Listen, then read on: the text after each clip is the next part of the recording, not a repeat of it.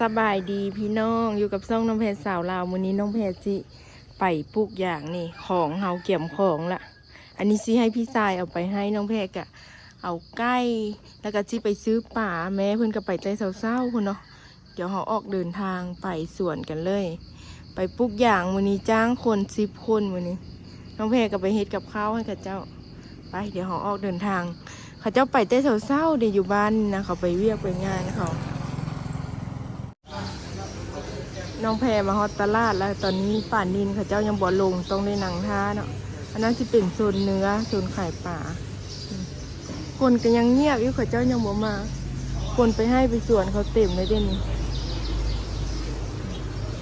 เขายังบ่มาขายตอนนี้ก็ยัง5 โมงก็กลัวยังท่าป่านนินอยู่ซื้อป่านนินไปต้มยำนี่บอกผมบ่ทำ เขาก็ ตอน ส่ง นี้ มา เขากำลังกินข้าวแล้วเขาก็ลงอย่าง มาเดือนนึงสภาพจะซื้อจ้าไม่งานจ้างไปจ้างกันอย่างนั้นต้องอีกกีตากี่อะไรกินได้แสบป่ะแสบเลยกีตาก็มาปลุกย่างมาจอยกลัวคนย่างเลยเมื่อวานนี้ก็มาจอยนะเขากำลังเริ่มกินข้าว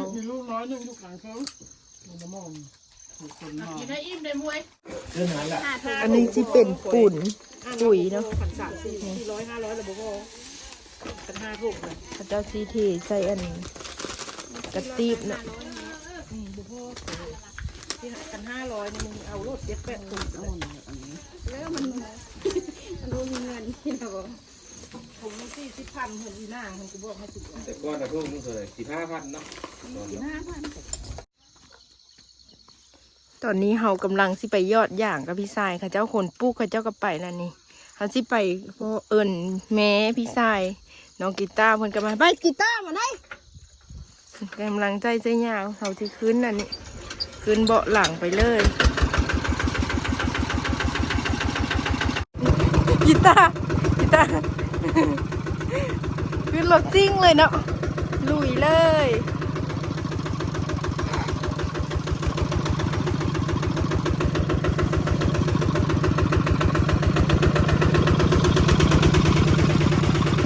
ข้าเจ้าไปปลูกแล้วข้าเจ้าก็เอาปุ๋ยของไก่ตะกร้าไผ่ตะกร้ามันอยากกันพวกนะตายิ้มเลยยิ้ม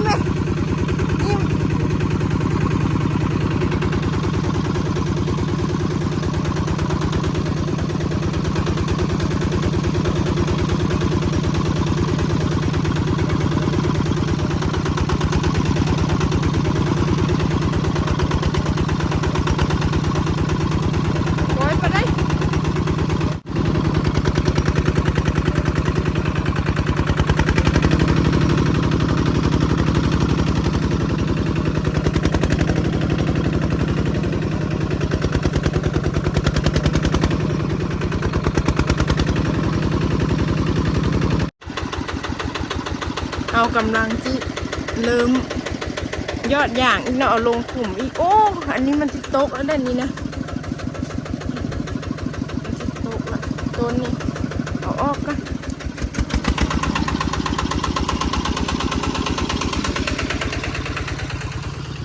เอาลงแบบนี้แหละนี่เอาลงตั้งให้มันตั้งแบบนี้เวลาฝนทึกกันนะเขายังไปปลูกมันกระทึกเบ้ามันถ้าเจ้าปลูกอยู่พูนใต้พุ่น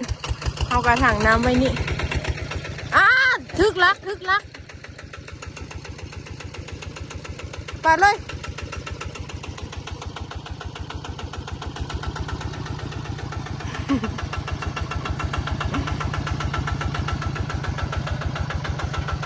น้องกีตาร์เพิ่นยักมานำ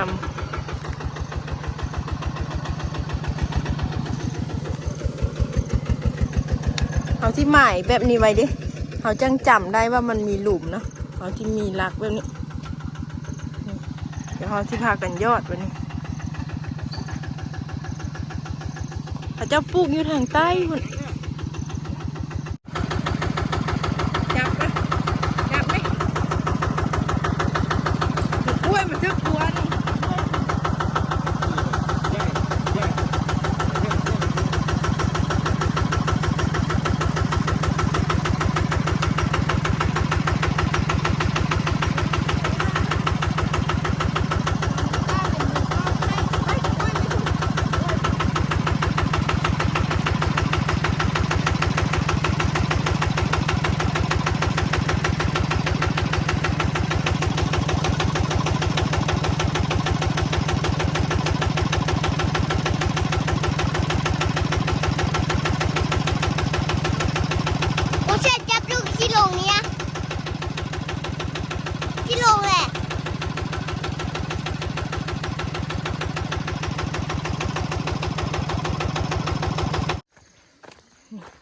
เขากำลังปลูกอย่างอยู่เพื่อน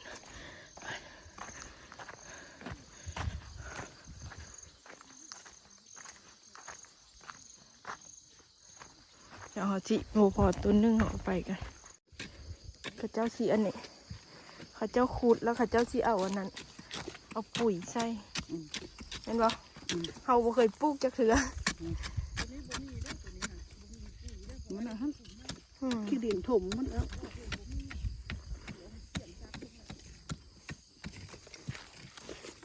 เอาห้อยไว้แล้วก็เอาน้ำยาใส่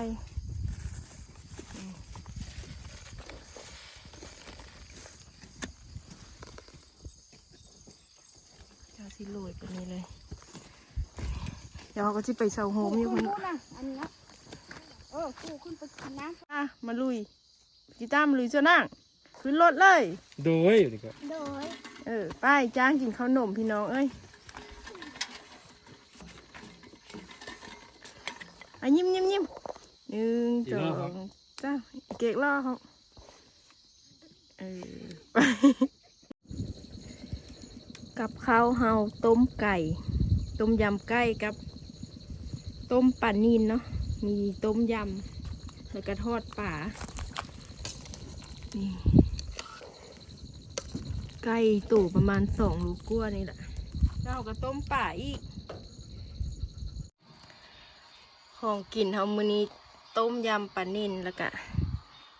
ต้มไก่2 ต้มเนาะเดี๋ยวเขาเจ้าก็ขึ้นมาละ11 โมงละนี่เขาเจ้าปลูกอยู่พูนเฮาน่าจะได้กลับตอน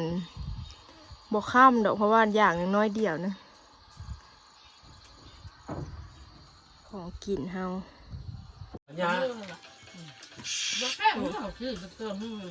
ล่นเอาเขา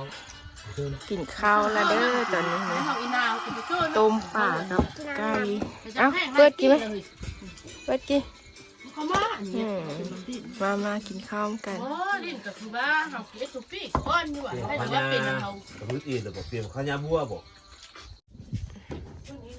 ข้าเจ้าเริ่มลงแล้วข้าเจ้ากินข้าวแล้วก็นอนพักผ่อนแล้วเนาะบ่าย2 โมงแล้วข้าเจ้าก็ลงอีกประมาณ100 ก็ต้นกันแล้วนี่น้องเพเก็บเงินไว้ละล้าน มื้อละ200,000มื้อละ300 บาทเนาะ1,600,000เขาจ้าง8 คนแม่กับอายเพิ่นพับอันนี้ไว้เดี๋ยวกันแล้วละประมาณอีกคนละ10 ต้นกันแล้วละเพราะว่ายังแต่แถวนั้นแล้วก็แถวนี้เดี๋ยวค่อยเอามาปลูกอย่างยังอ้อนอยู่เดี๋ยวเขาก็สิมารอบพูดละ1 อาทิตย์กว่าๆค่อยมาปลูกไม้แถวนี้เพราะว่าอย่างมันอ้อนน่ะนะเอามามันก็ยันมันตายเดี๋ยวกันแล้วละเดี๋ยวน้องแพรสิไว้จ่ายเอาเงินให้แม่ก่อนเดี๋ยวน้องแพรสิได้กลับก่อน1,600,000กับ600,000กีตาร์นี่น้องกีตาร์บ่ได้มาชวนฟรี ผมมาดื้อเอาลงอันนั้นนะเดี๋ยวเขาจ่ายเอาเงินให้แม่ไว้จ่ายแล้วเขาก็จิกลับบ๊ายบายไหมฝากติดตามช่องน้องแพนสาวลาวได้เด้อแบบไหมมาไหม